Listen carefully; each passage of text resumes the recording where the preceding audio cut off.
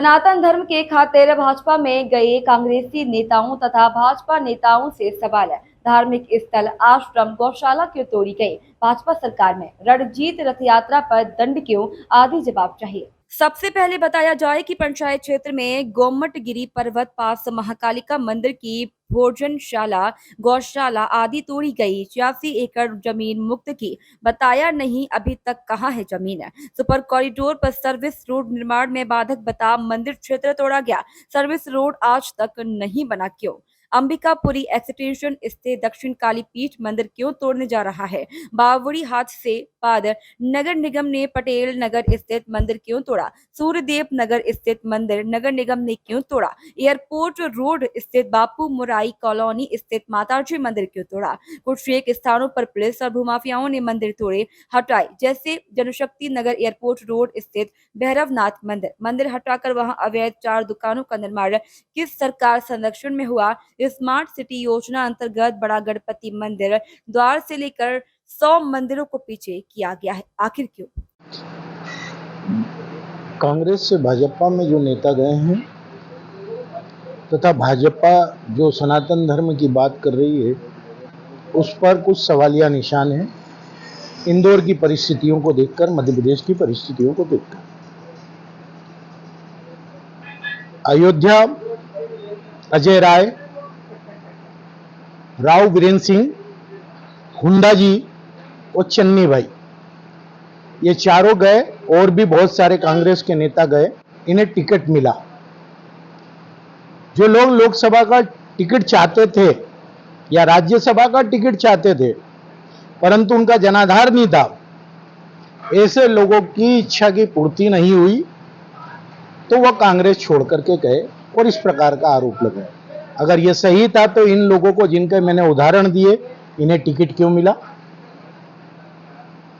जिस राम मंदिर का शिलान्यास प्रधानमंत्री राजीव गांधी ने किया हो, पहली ईंट आज जो राम जन्मभूमि ट्रस्ट के कोषाध्यक्ष हैं चंपक राय, उन्होंने रखी हो, इंदौर में पत्रकारों के बीच में स्वयं स्वीकार किया हो, वो ये बताएं कि मंदिर जनता का है या भारतीय जनता पार्टी का है? किसी धार्मिक आयोजन में आस्था के आधार पर जाया जाता है या कोई निमंत्रण देता है? बिरला जी का तो मंदिर नहीं है कि बिरला जी मुझे निमंत्रण देंगे तभी मैं भगवान के मंदिर जाऊंगा। अगर ऐसा होता तो बाबा रंजीत जी के रथ यात्रा में लाखों लोग कैसे जाते? स्वस्फूर्त से जाते हैं, भावनाओं के साथ जाते हैं। अब दूसरा सवाल, इंदौर में नैनोद, गोमटगिरी, यहां पर कंप्यूटर बाबा के अधीन जो मंदिर महाकालिका मंदिर था उससे लगा हुआ अन्य क्षेत्र, आश्रम, गौशाला आदि 8 नवंबर 2020 को तोड़ी गई।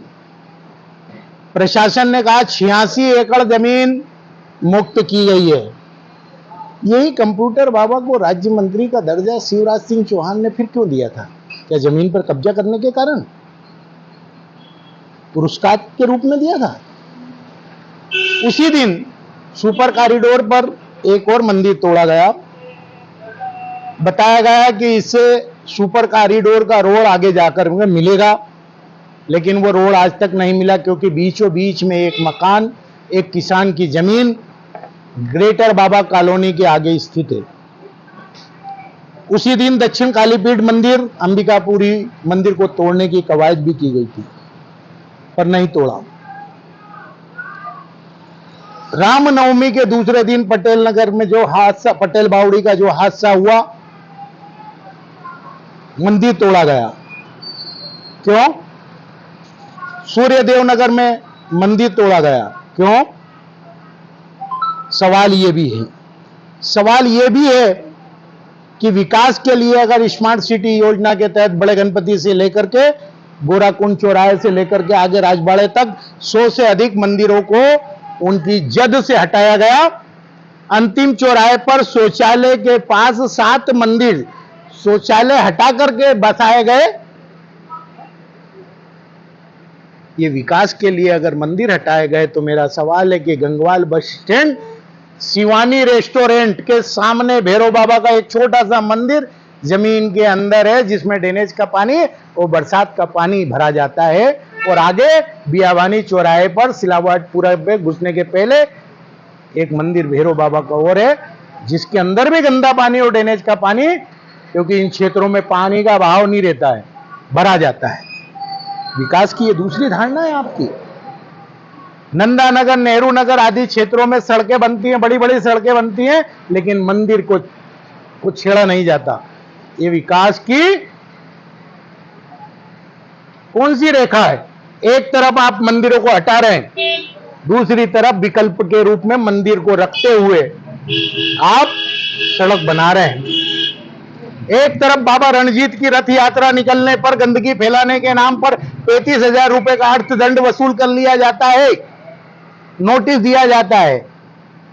वो रथ यात्रा भगवान की थी। दूसरी तरफ 3 दिन बाद ही भारतीय जनता पार्टी के नेताओं का जुलूस निकलता है, पूरे क्षेत्र को गंदगी से पाट दिया जाता है, 1 रुपए का दंड नहीं होता। भगवान की रथ यात्रा पर दंड। भारतीय जनता पार्टी के नेता, चाहे वो शिवराज हो या अन्य प्रदेशाध्यक्ष हो, उनकी रथ यात्रा निकलती है, उस पर कोई दंड नहीं होता, संपत्ति विरूपण का कोई मामला दर्ज नहीं होता। ये कौन सी धारणा है? गौ माता को पालने पर इंदौर में रासुका लग जाती है। 1 लाख से अधिक कुत्तों की संख्या हो गई है। मैं उन्हें शुद्ध हिंदी में कहूं तो श्वान, नसबंदी के बाद भी 63,000 से उनकी संख्या 1 लाख को पार कर जाती है, परंतु किसी भी श्वान मालिक पर कोई भी आपराधिक प्रकरण नहीं होता, लेकिन गौ माता को पालने वाले पर रासुका लगाई गई है। ये कौन सा सनातन धर्म का पालन कर रही है भारतीय जनता पार्टी? 17,000 से अधिक गौ माताएं रातों रात गायब कर दी जाती है। कहां है, किस हाल में है, कोई नहीं पूछता। ये सनातन धर्म कैसे बता रहे हैं कि आप सनातन धर्म के ध्वजधावक हैं? ये कुछ सवाल या निशान है जो भारतीय जनता पार्टी के नेताओं से मैं पूछ रहा हूं, तथा कांग्रेस के उन नेताओं से पूछ रहा हूं जो बड़ी बड़ी बातें करके अपने कुछ अदृश्य इच्छाओं की पूर्ति के लिए कांग्रेस छोड़ करके भारतीय जनता पार्टी की चौखट पर सजदा करते हुए दुपट्टा धारण करते हैं। जो दल पहले हिंदू धर्म की बात करता था, जबकि जब उसे मालूम पड़ा कि मोदी जी भी कहते हैं कि हिंदू धर्म नहीं होता, हिंदू सभ्यता, संस्कृति और जीवन जीने की एक शैली है, सनातन धर्म होता है, तो अब सनातन धर्म और सनातन धर्म की व्याख्या वो कम से कम हमें न सिखाएं।